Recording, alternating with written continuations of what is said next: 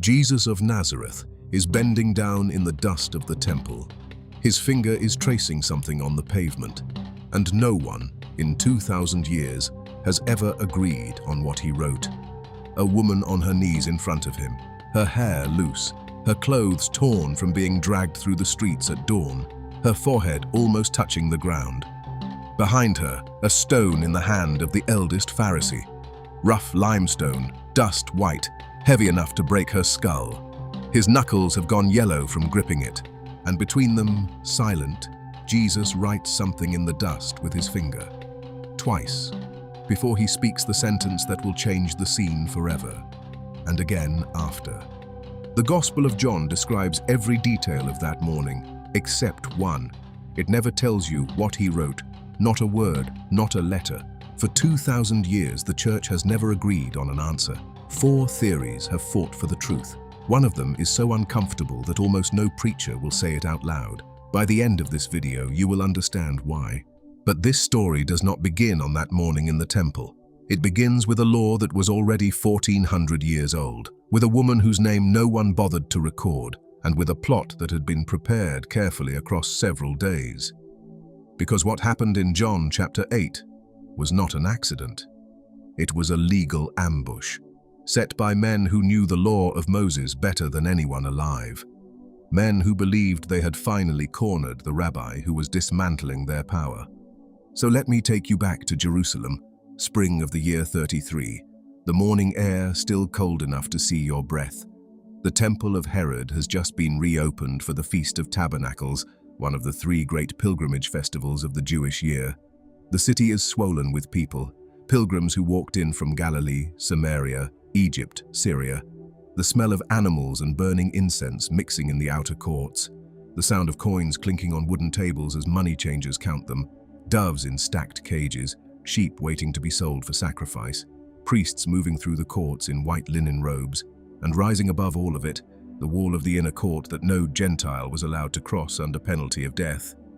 Jesus was not a priest. He held no official role in the temple, but he had been teaching there for days in the court of the women, a wide square where anyone, men and women together, could gather to listen. The crowd around him had grown so large that the Sanhedrin, the religious council of Jerusalem, had stopped seeing him as a nuisance. They were now looking at him the way a government looks at a serious political threat. This is where the Pharisees come in. But erase the image you got from Sunday school.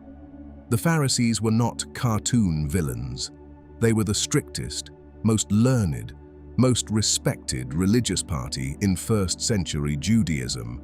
They studied the Torah 12 hours a day. They knew every comma of the law of Moses, and they hated Jesus not because they were evil, but because he was destroying their system with an authority that seemed to come out of nowhere.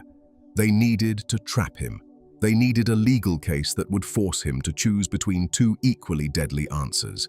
That is why they chose adultery.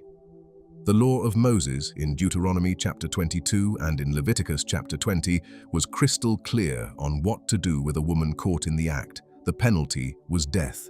In Deuteronomy, death by stoning. In Leviticus, death without a specified method. It was an ancient law, harsh, and technically still binding for observant Jews. But there was a huge problem. In the year 6 of our era, roughly 27 years before that morning in the temple, Rome had removed from the Sanhedrin the right to execute anyone. The historian Josephus confirms it, and so does the Talmud in the tractate Sanhedrin. Under the procurator Coponius, capital punishment became a Roman monopoly. No Jew, no rabbi, no Sanhedrin verdict could legally kill anyone without a signature from the Roman governor. And that governor, in the year 33, was Pontius Pilate. Now you see the trap. If Jesus had said, yes, stone her as the law commands, the Pharisees would have run straight to Pilate and accused him of inciting an execution without Rome's permission. He would have been arrested within the hour. But if he had said, no, do not stone her, the law no longer applies, he would have publicly denied the authority of the Torah in the middle of a festival city, and the crowd that followed him would have abandoned him by sundown. 2 roads, both ending in the same destruction, and here comes the detail almost no preacher will mention. The law of Moses did not prescribe death for the woman alone. Leviticus 20 verse 10 is unambiguous. If a man commits adultery with the wife of his neighbor, both the adulterer and the adulteress shall be put to death. Both, the man and the woman, always together, never one without the other. But in John chapter 8, where is the man? He is not there. The woman is dragged in alone. The male accomplice has vanished. Nobody looks for him. Nobody names him. And this is not a minor gap. This is the fingerprint that proves the whole scene was staged. Because it is physically impossible to catch a woman in adultery, and I quote the Greek text, epi autophoro, literally, in the very act, without also catching the man in the same room, unless the man was one of the Pharisees themselves, or a paid collaborator, someone hired to expose her at exactly that hour, on exactly that morning, in front of exactly that rabbi. And this is not the first time in the Hebrew Bible that a false trap of exactly this shape appears. Open the book of Daniel to chapter 13, the story of Susanna, considered canonical by Catholic and Orthodox Christians and preserved as a deuterocanonical text by Protestants. In that story, two respected elders of the community, judges of Israel, corner a beautiful married woman named Susanna while she is bathing in her garden. They demand sex from her. She refuses. And in retaliation, they publicly accuse her of adultery with a young stranger and prepare to have her stoned. The parallel is stunning. Two men of religious authority using the accusation of adultery to destroy a woman they cannot control, a missing male accomplice, a rigged public trial. And in Daniel's story, the trap is exposed only because a young man named Daniel cross-examines the two elders separately and catches them in contradictory testimony. The false accusers are executed under the same Mosaic law they had weaponized. Every literate Pharisee in that courtyard would have known the story of Susanna by heart. It was a warning embedded in the Jewish tradition itself about exactly the kind of legal trap they were now setting. Jesus knew it too. And what he was about to do would echo Daniel's cross-examination in a way none of them saw coming. Stop for a second. The woman almost certainly knew. She knew the man she had been with was working for them. She knew she was going to die not because the law was being enforced, but because she was useful for killing Jesus. Imagine her in that courtyard. The morning light rising over the temple wall, pilgrims turning to stare, the stones already in the hands of men she had probably seen praying in that same building the week before, her clothes torn from being dragged through the streets, her face down, and in her chest one single thought: I am about to die, and no one will ever know the real reason why. And in that exact instant, Jesus does not do what everyone expected. He does not cite the Torah, does not argue, does not preach, does not raise his voice. He bends his knees, then his back. He lowers himself all the way down until his fingertips can reach the pavement. And in the total silence of that courtyard, with dozens of people watching him and no one breathing, he begins to trace something in the dust. This gesture, in first century Judaism, was insane. A rabbi facing a public legal crisis, facing an execution about to happen in front of him, physically lowers his body to the level of the pavement and starts writing on the floor. There is no protocol for this in the Talmud. No known rabbinic tradition prescribes anything remotely like it. No precedent, nothing. And it is precisely the strangeness of the gesture that makes it so loaded with meaning. Because when a rabbi does something completely outside the norm in front of his accusers, every single detail is speaking. The position of the body, the slowness of the movement, the fact that he writes on the ground instead of speaking, and above all, what he is actually writing. Now hear the thing that almost no one has explained to you. The Greek verb John uses is not aorist. It is not egrapson, he wrote as a single completed act. It is egraphen, the imperfect tense. He was writing, continuously, repeatedly. A gesture stretched across time, not a single fast stroke. Jesus did not write one word and stop. He spent minutes, possibly many minutes, tracing something out, and the Pharisees standing around him could see every single letter as it appeared. And here comes a detail that turns the mystery even sharper. In several manuscripts of John chapter 8, including some of the earlier Byzantine tradition, the verb is not egraphen at all. It is katagraphen, a compound form with the prefix kata, which in classical and Koine Greek meant down against. Katagrapho is a technical legal term. It appears in the Septuagint and in Greek papyri of the Roman period to describe the act of writing a formal accusation against someone, writing something down against a person, filing a legal indictment. If the original reading is katagraphen and a serious minority of textual critics argue that it is, then the gospel is not simply saying Jesus was writing, it is saying he was writing an accusation, a formal charge, down against the men standing in front of him, in the dust of their own temple, in front of the woman they were about to execute. They knew what he was writing, and their reaction, which we are about to analyze piece by piece, tells us everything. But before we get to the four theories, you need to understand where Jesus was standing at that exact moment, because the physical location inside the temple, the specific spot where he chose to bend down, was heavy with symbolism that every Pharisee present recognized instantly, and that we, 2,000 years later, have completely forgotten. The Court of the Women, Ezrat Nashim in Hebrew, a wide quadrangle of about 65 meters by 65, paved in white limestone slabs. This is where Jesus was teaching that morning, and this is where the Pharisees dragged the woman to trap him. But this court had one peculiar feature. The pavement was not always clean. On days of heavy traffic, like during the Feast of Tabernacles, the fine dust carried in on the sandals of pilgrims settled in the corners, along the edges of the slabs, near the columns of the surrounding portico. That is exactly the dust Jesus was writing in.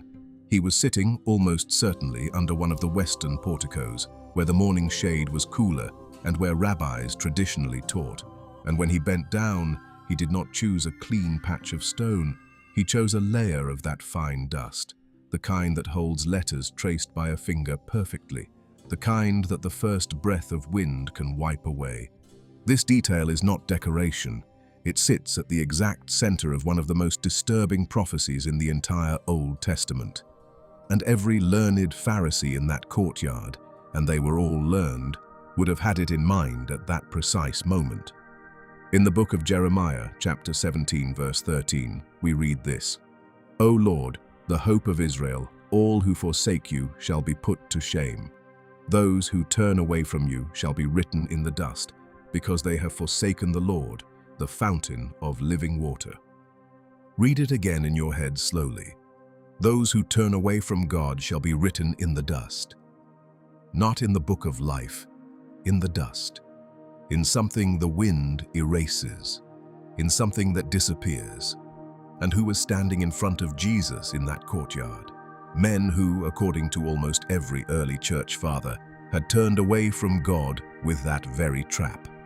Men who were using the law of God not to defend justice, but to murder an inconvenient prophet.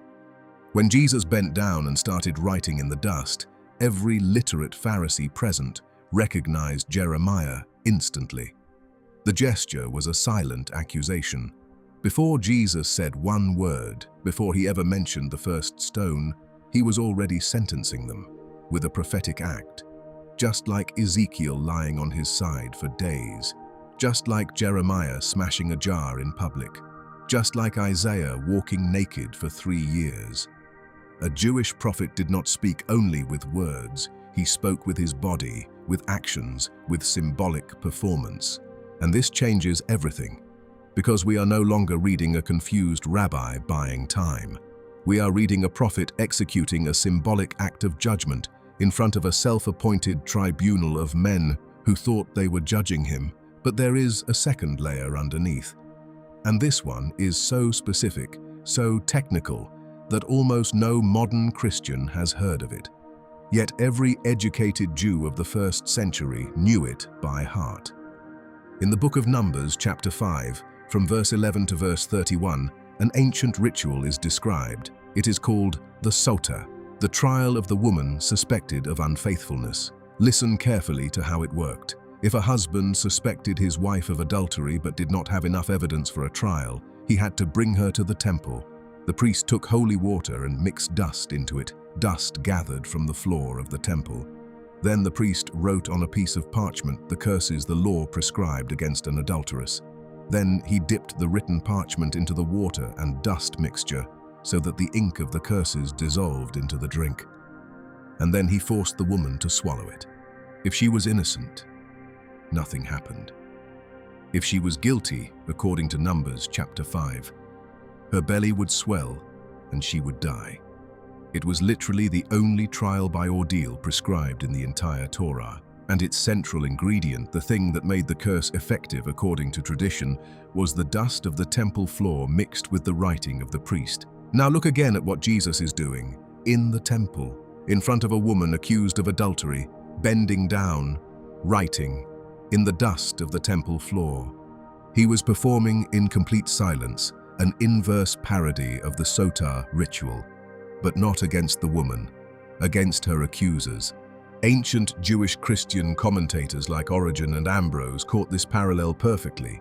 Jesus was saying, without opening his mouth, "You want to apply the law of Moses selectively and cynically? Fine. Let me remind you what the full law says. Let me remind you that the ordeal ritual is performed with the dust of the temple. And let me remind you that under the same Torah, if the accuser is guilty of the same sin, the curse turns back on him. That is theory 1 out of 4. And before I hand you all 4 in full, understand this. It is not a modern invention. It is not academic speculation from last century. It is a reading that goes back to the earliest patristic commentators, the ones who still lived inside the cultural memory of Second Temple Judaism, the ones who understood what dust and writing actually meant in Jewish ritual. But there is one more thing you need before we compare the theories, because when Jesus stood up after writing the first time, he said the famous sentence, "Let him who is without sin among you cast the first stone." Then he bent down again, and he wrote a second time. And this is the detail nearly everyone forgets. He did not write once, he wrote twice. Before and after the sentence, and the Pharisees, one by one, beginning with the oldest, as the Greek text specifies, walked away in silence.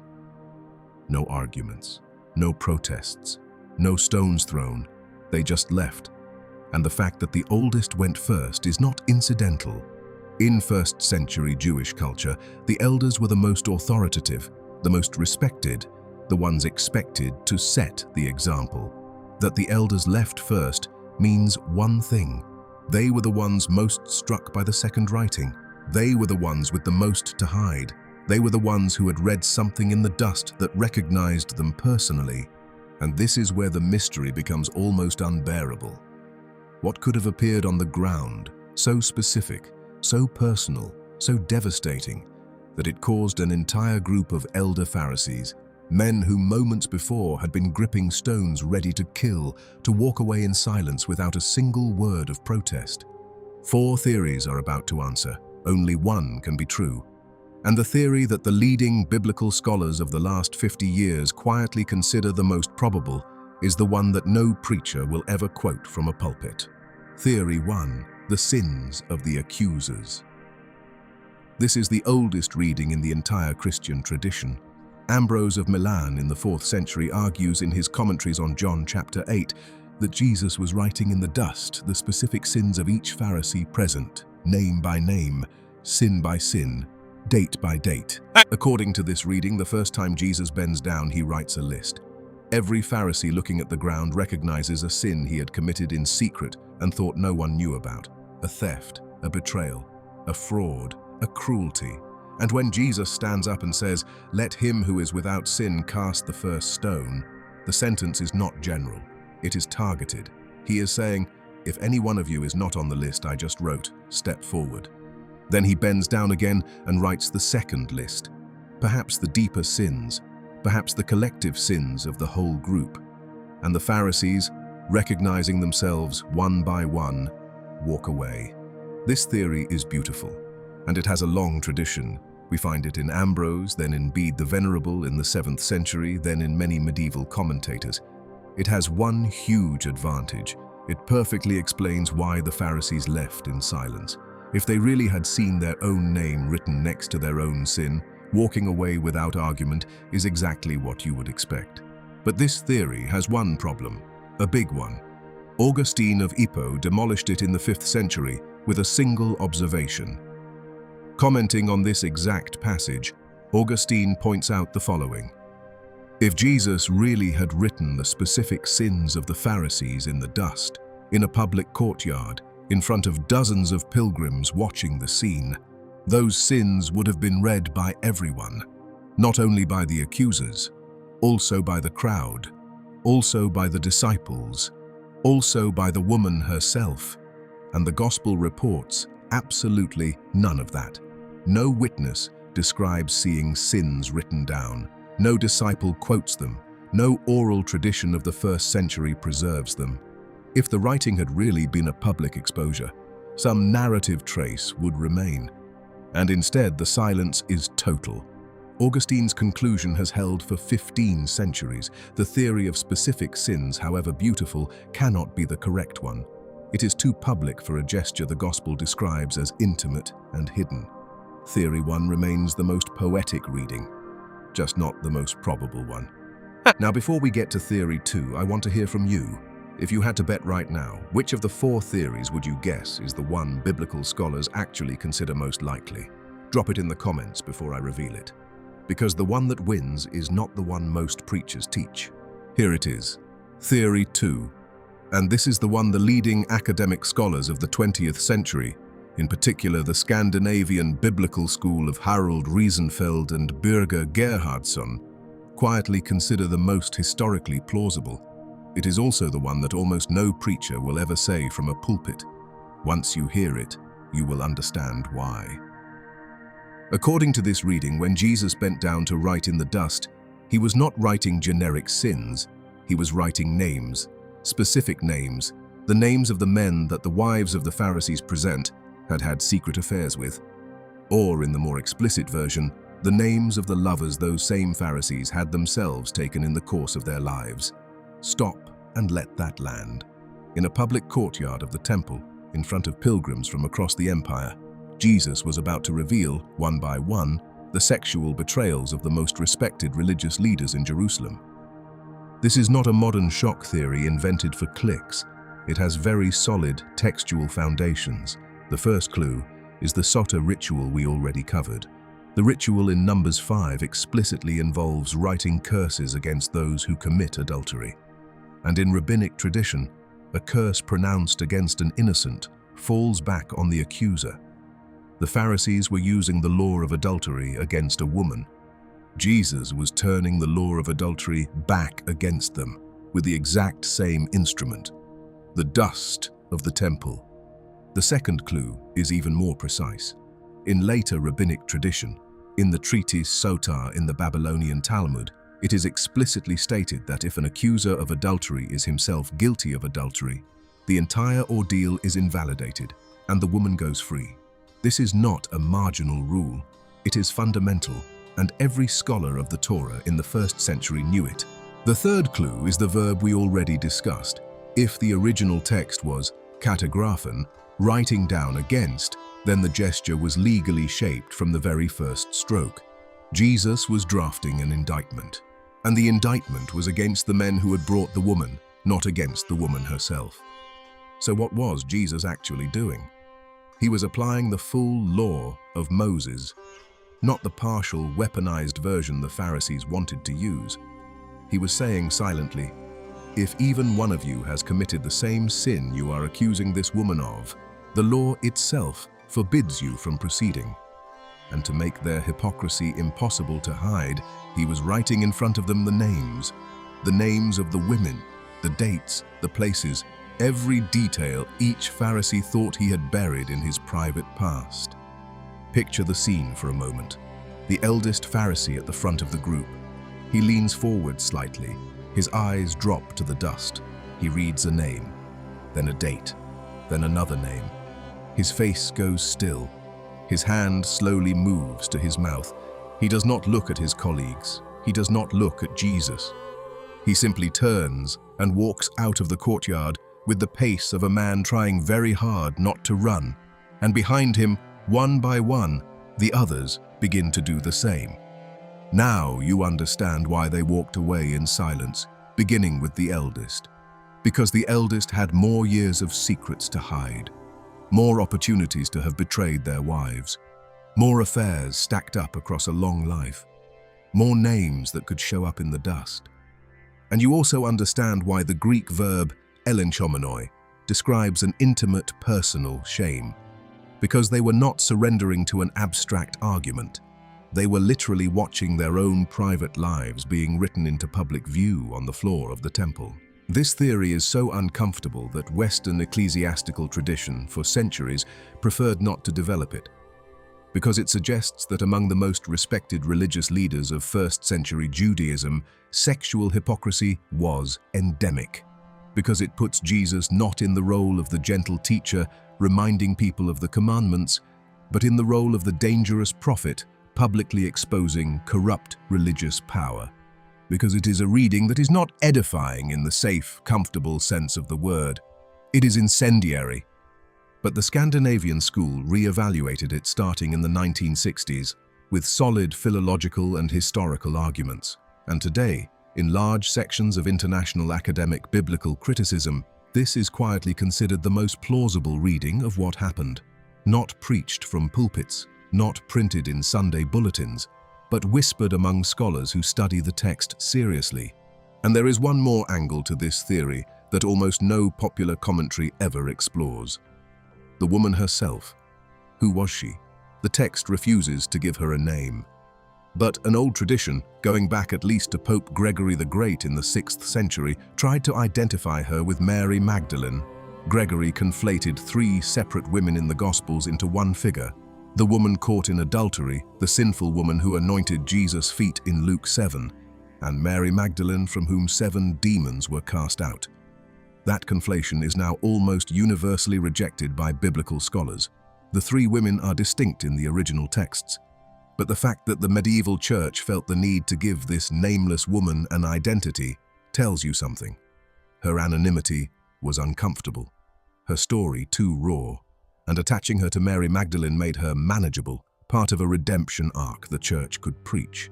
In the original text, she remains what she was, nameless, anonymous, dragged into a courtroom she did not choose, and released without ever being made to explain herself. If this is landing for you, do me one favor before we keep going. Subscribe to the channel. Every week we take one Bible mystery and pull it apart like this. Stories that almost no one has the courage to explain in full. And now, back to Jerusalem. While the Pharisees were still waiting for Jesus to answer, while they were still gripping their stones, 2 more theories were forming in the minds of the earliest Christian commentators. Each of them approaches the mystery from a completely different angle, and each of them, in its own way, was defended by giants of the Christian tradition. Theory 3, the 10 Commandments. This is the theory the medieval church officially embraced and taught from pulpits for 1,000 years. It comes from Jerome of Stridon, the great translator of the Vulgate, the Latin Bible that would dominate Western Christianity from the 4th century onward. Jerome, commenting on John 8, proposes a completely different reading. What Jesus was writing in the dust was not the sins of the Pharisees, not the names of their lovers. It was the 10 Commandments themselves. Jerome's reasoning is theologically elegant.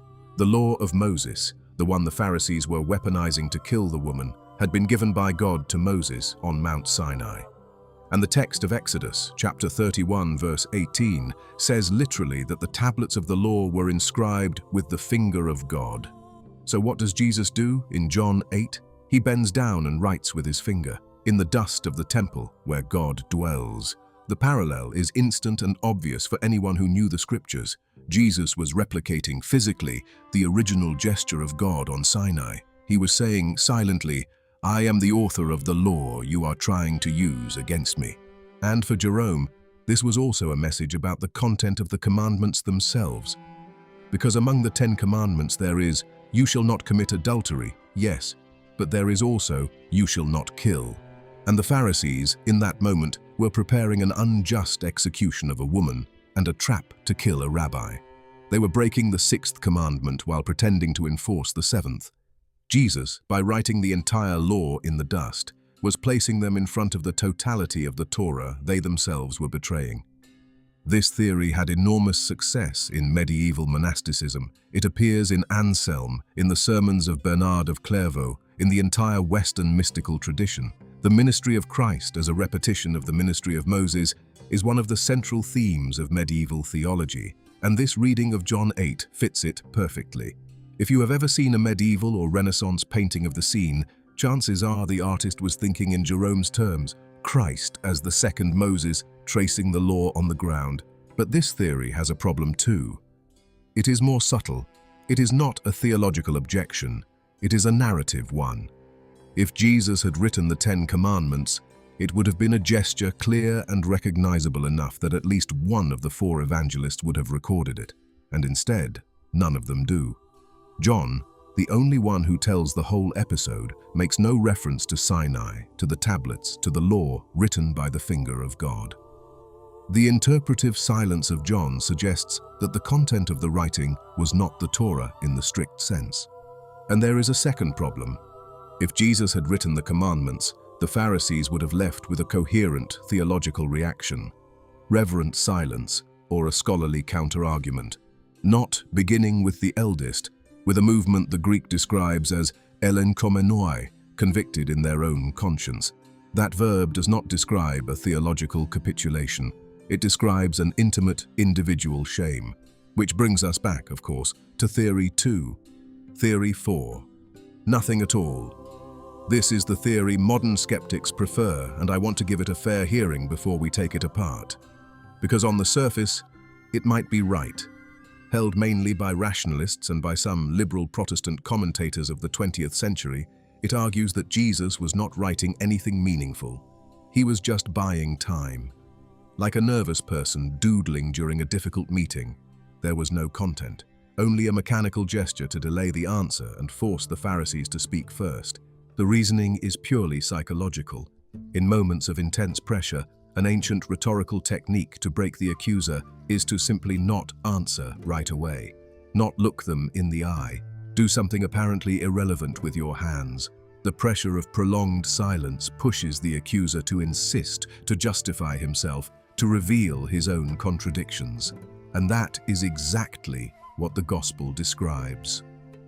The Pharisees, faced with Jesus in silence, do not stay quiet. They insist. They demand an answer. They put themselves in the weaker rhetorical position. According to this theory, the specific content of the writing is irrelevant because there was no specific content. It was strategy, and the strategy worked. There is real weight to this reading.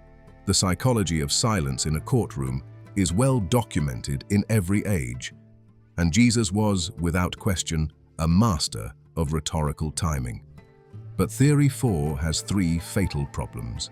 The first is that it ignores the entire Jewish prophetic context.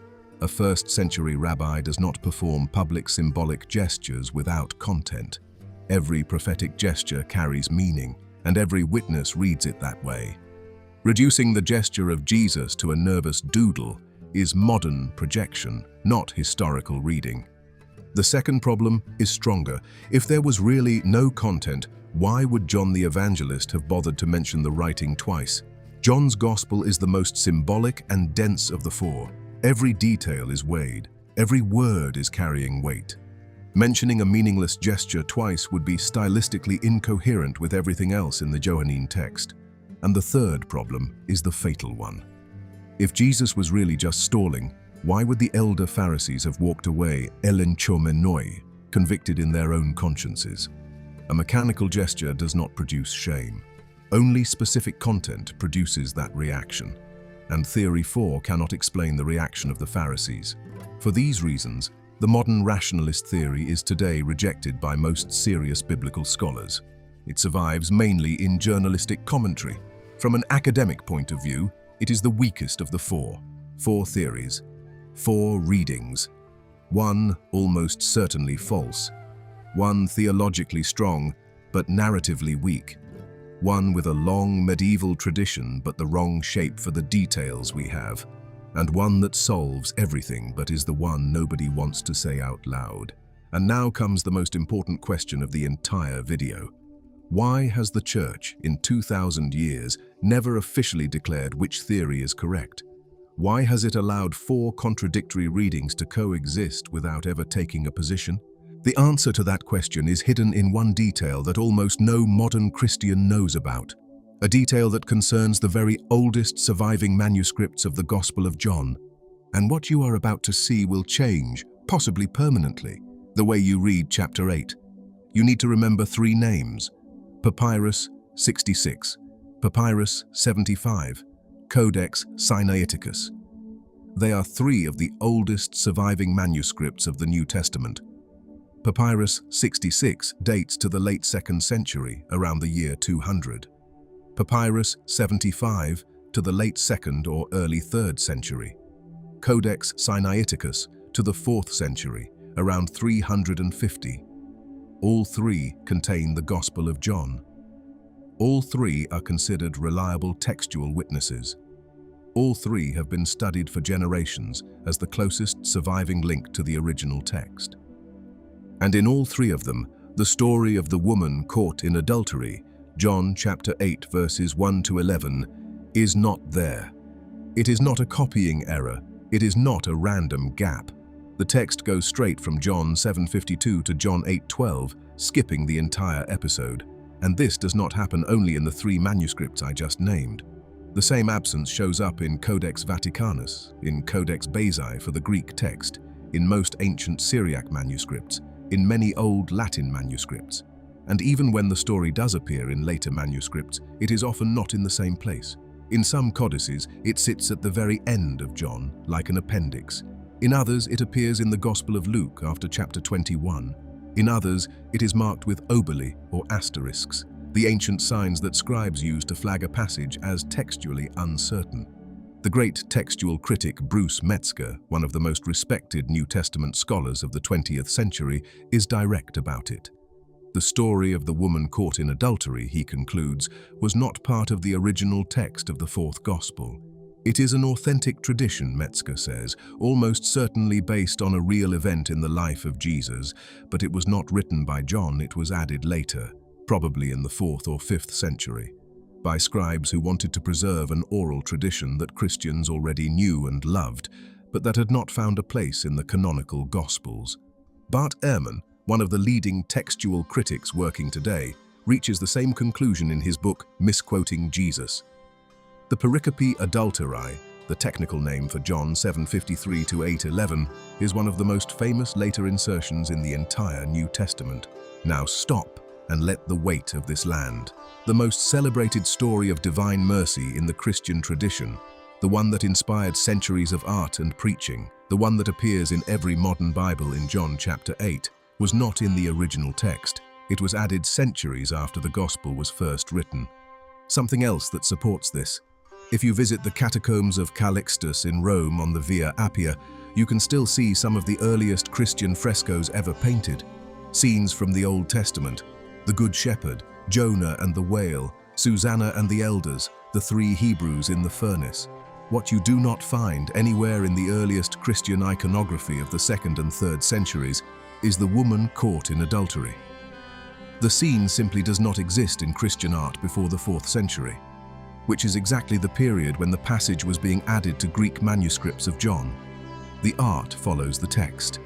And before the text was inserted, the art was silent too. This opens a much bigger question. Who added it? And more importantly, who was preserving the memory of that story for 300 years before it was ever put into ink? Enter a name most Christians have never heard, Papias of Hierapolis, a Christian bishop from Asia Minor, active around the year 120. Papias was writing a collection of oral traditions about the Gospels that is mostly lost today, but that is quoted by Eusebius of Caesarea in the Ecclesiastical History. And Eusebius in Book 3, chapter 39, tells us explicitly that Papias preserved a story about a woman accused of many sins before the Lord. A story Papias said he had found in the Gospel of the Hebrews. Stop. This is enormous. because it means that in the early 2nd century, in a Jewish Christian community of Asia Minor, a story very close to the one that would later appear in John 8 was already in circulation. But it was not yet in the Gospel of John, it was in the Gospel of the Hebrews, an extremely early text, now lost except for fragments, probably written in Aramaic or Hebrew, and used by the earliest Jewish Christian communities. The Gospel of the Hebrews, according to every ancient testimony we have, was the source closest to the original oral traditions of the circle of Jesus, older than the Greek Gospels, closer to the language Jesus himself spoke, closer to the eyewitnesses. Scholars have long debated whether the woman in Papias is the same woman in John 8, but the parallel is unmistakable. Something like this story was in the Christian memory almost from the beginning. It just took 2 or 3 centuries to force its way into the canonical Gospel. And Eusebius himself is interesting on this point. He was writing in the 4th century, exactly the period when the Pericope Adulterae was being inserted into manuscripts of John, and Eusebius does not preserve the story in his own gospel harmony. He mentions Papias almost dismissively, as if the story were problematic, as if it was something the developing orthodoxy of the 4th century church did not quite know what to do with. That ambivalence is the fingerprint of an early church that knew a real event had happened, that remembered fragments of the tradition, but that hesitated for centuries before making the story official. Put all the pieces together. The story existed in the earliest Christian memory. It circulated in a Jewish Christian gospel, now lost. It was known to Papias in the 2nd century. Eusebius handled it carefully. It was absent from Christian art for 300 years, and when it was finally added to the Gospel of John, the most crucial part of the story was left intentionally vague. What did Jesus write in the dust? The text does not say. Why? Because perhaps whoever transcribed the tradition centuries after the event no longer knew for certain, or perhaps they knew, and decided that some things are safer left off the page. If you are a Christian, take a second right now and tell me in the comments, what does it change for you to know that this passage was added centuries after John was originally written? I really want to read your reactions on this one. Now here comes the synthesis, the one that contemporary biblical scholars working across confessional lines are converging on. The truth about what Jesus wrote in the dust was probably not any single one of the 4 theories in isolation. It was 3 of them simultaneously. It was a prophetic reference to Jeremiah 17:13, "Those who turn away from God shall be written in the dust."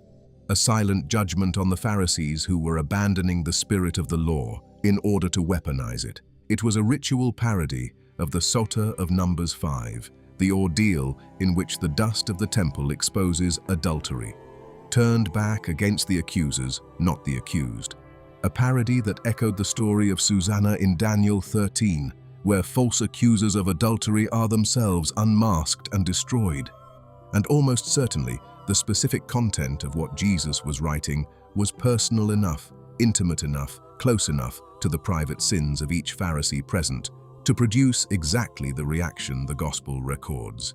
The silent, progressive walking away, beginning with the eldest and moving down the line of age. Not abstract theology, not doodling, not a lecture on the commandments.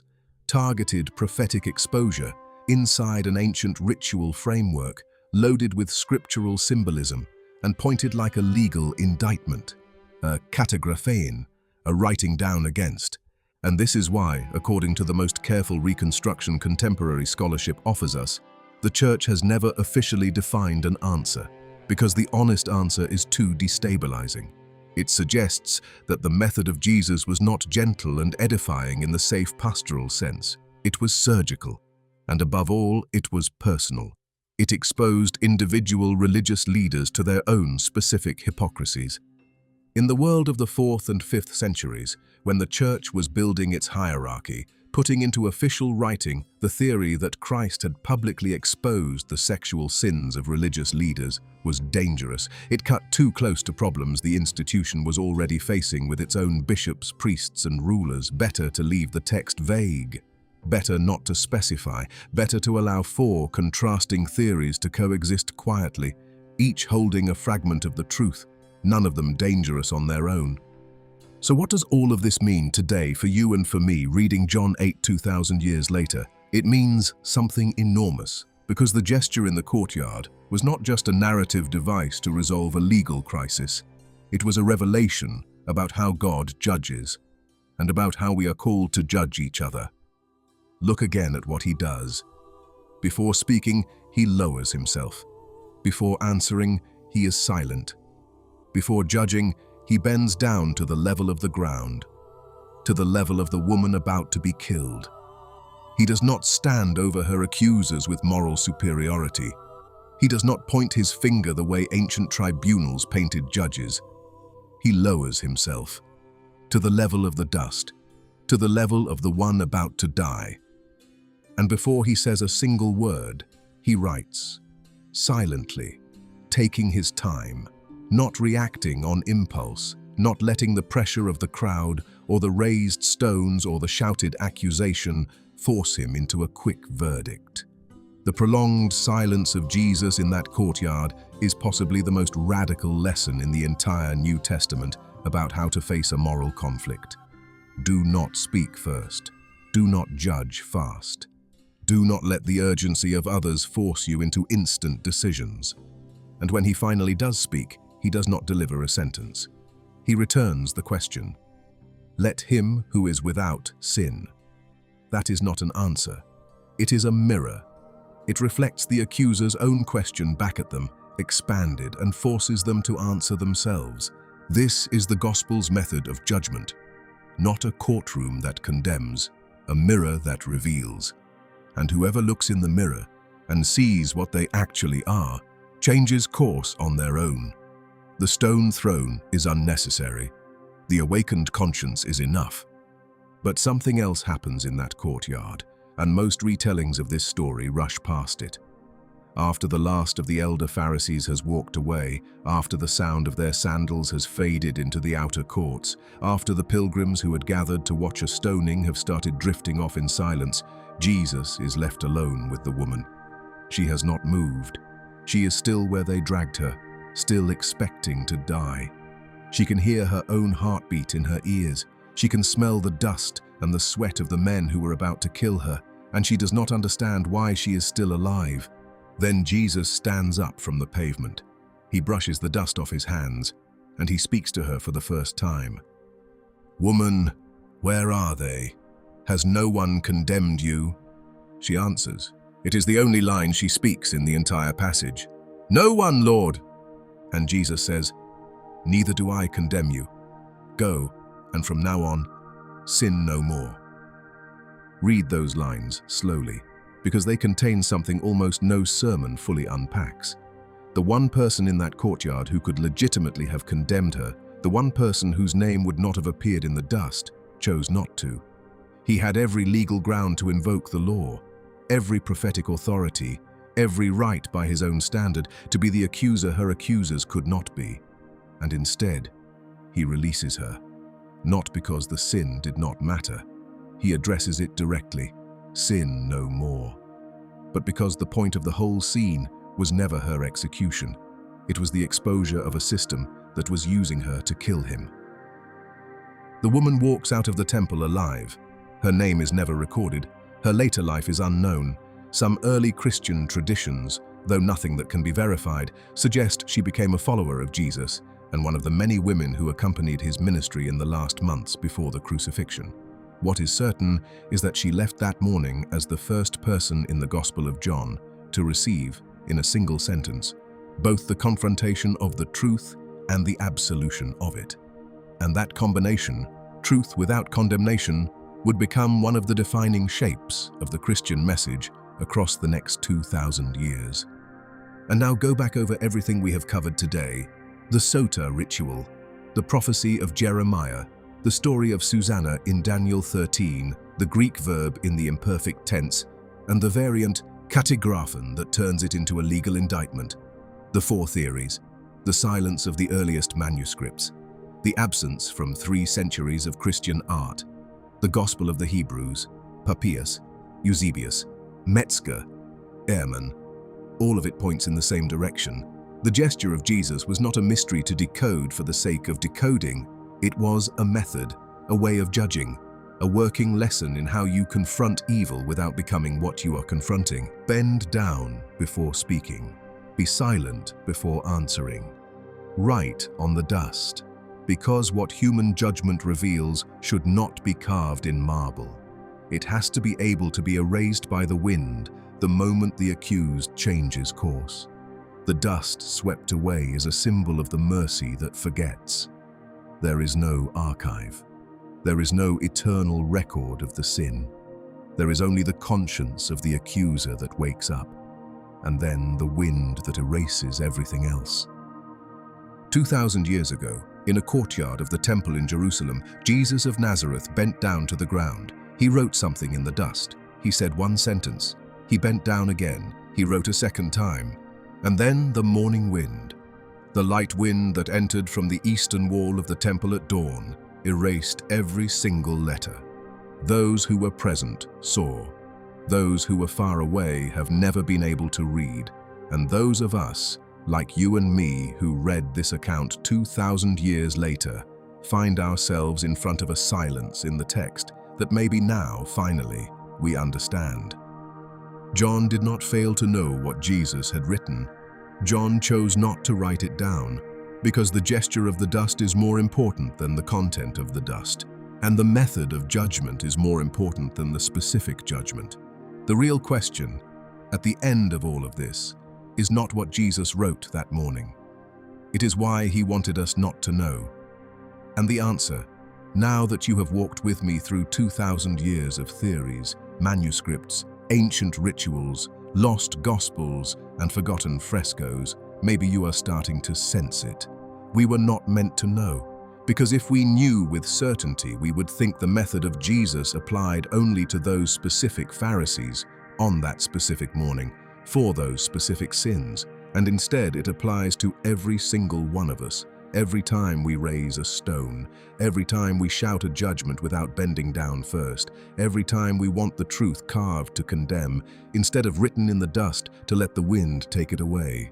The wind of the courtyard erased what Jesus wrote, but the gesture remained, and now, having seen everything there is to see in this mystery, that gesture is maybe telling you something it has never told you before. One last thing, I want to hear from you. Of the 4 theories we covered today, which one do you actually believe Jesus was writing in the dust? The specific sins of the accusers, the names of their secret lovers, the 10 commandments, or nothing at all? Drop your answer in the comments. I read every single one, and the debate under this video is going to be as fascinating as the mystery itself. And if this changed the way you read the gospel, there is another one waiting for you. Another one hidden in plain sight. Another one almost no one is willing to tell in full. It is the mystery of what really happened in the 3 days between the crucifixion and the resurrection. What the Gospels never tell you, and where Jesus actually was during the 72 hours that changed the history of the world. The video is on your screen right now. Click it, and we continue the journey together.